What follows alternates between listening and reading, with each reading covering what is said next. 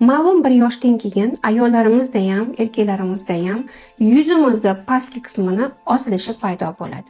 Bu tibbiyotda gravitatsion to'z deb ataladi. To'g'ri, bu tabiiy hol, biologik qarash, lekin ayrim hollarda hozirgi yosh ayol qizlarimizda ham shunaqa holatlarga ko'p duch kelyapmiz. Bunday holatlarda biz qanday muolaja o'tkazishlik to'g'ri keladi?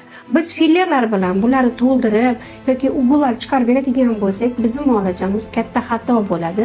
Yuz terisi отечный bo'lib ishib ketadi, yuz kattalashadi, 2 baravariga juda ham xunuk ko'rinishga ega bo'ladi.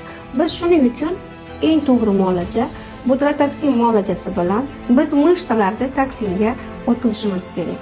Buning natijasida yuzda mышцalari qisqaradi.